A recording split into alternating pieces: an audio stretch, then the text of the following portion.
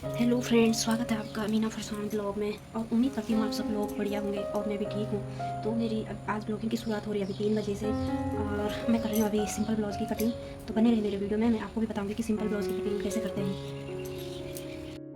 तो सबसे पहले हमें कपड़ा को लेना है और कपड़े को रखना है। तो ये कपड़ा ऐसा है, तो ये थान का कपड़ा है ना, इसलिए ये वहीं से आ रहा है। तो फिर मैंने उल्टा किया था इसको, जैसे ये उल्टा है ना, तो ये ऐसे करेंगे। इसको हमें उल्टा में नहीं लगाना होता, क्योंकि सूखे पे तो लगा नहीं सकते, उल्टे में लगाना होता है। इसको टू फोल्ड उल्टे की तरफ हम इसको फोल्ड करेंगे।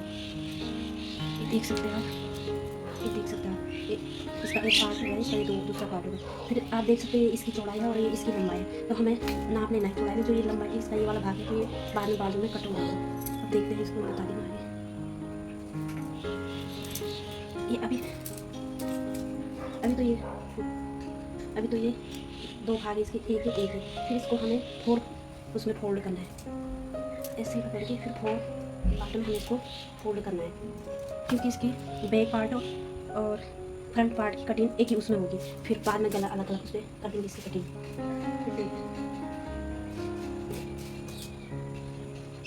ये सिंपल ब्लाउज है, ज़्यादा डीप गला वाला ब्लाउज भी नहीं है। तो इसको हम एक ही साथ कटिंग करेंगे। और जो ये कपड़ा बचा हुआ है, तो ये बाद में हम इससे बाजू की कटिंग करेंगे। तो देखते हैं कितना निकलता है कपड़ा। ये है 13 इंच, तो इसको थोड़ा हम कम 12.5 तक रखेंगे। अगर ज़्यादा चेस्ट के हिसाब से होता तो ये, अगर ज़्यादा चेस्ट हो तो इसको हम 13 में भी रखना पड़ता है, लेकिन ये ज़्यादा है, ये आंटी पतली है, तो इसको हम 12.5 में रखेंगे। ये 12.5 यहाँ से भी देखना पड़ता है कि है या नहीं है। यहाँ पे 12.5, 12.5। देखते हैं हम कैसे करते हैं। इसको हमने 4 फोल्ड में, इसके दो तो यही, फिर ये 4 फोल्ड हो गया है। फिर हमें इस पर नाप लगाना है। फिर सबसे पहले हमें इस पर कंधे का नाप लगाना है। तो कंधे का नाप ही ज़्यादा डीप वाला ब्लाउज नहीं है, तो इसका कंधा आएगा 7, इसका आएगा 7। और फिर इसे भी रहेगा 7, शोल्डर का रहेगा 7।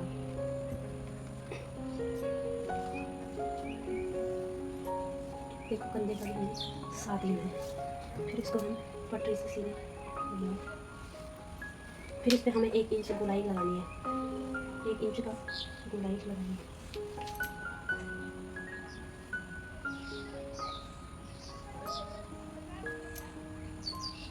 फिर 1 इंच का गोलाई, फिर हमें इसकी लंबाई देखनी है।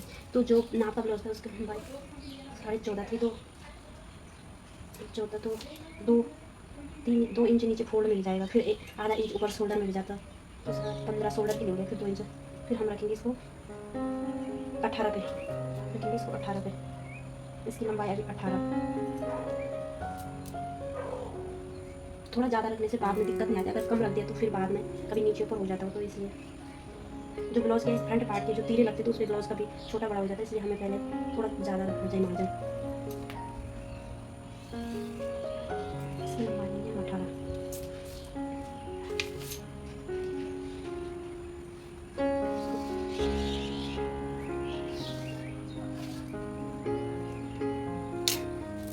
फिर हमें ये नाप लगाए, तो यहाँ से हमें कटिंग कर देंगे, इस पर कटिंग कर देंगे। और जो ये चेस्ट और कमर का नाप है, तो वो सबका अपना अपना हिसाब होता है, और मैं बाद में लगाती हूँ उसको। पहले मैं शोल्डर और गले गुले जोड़ देती हूँ, फिर मैं चेस्ट और कमर का नाप लगाती हूँ। कोई पहले भी लगा देता है, लेकिन मैं बाद में लगाती हूँ। देखते हैं इसकी कटिंग करके आपको।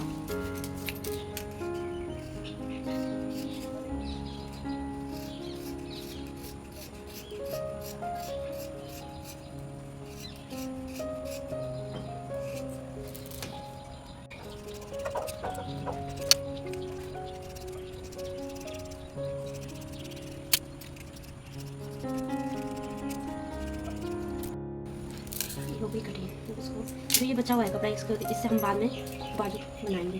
फिर इसको बता दिया मैं बैक और फ्रंट पार्ट को। फिर हमें इस पर यहाँ से भी कटिंग कर देनी है।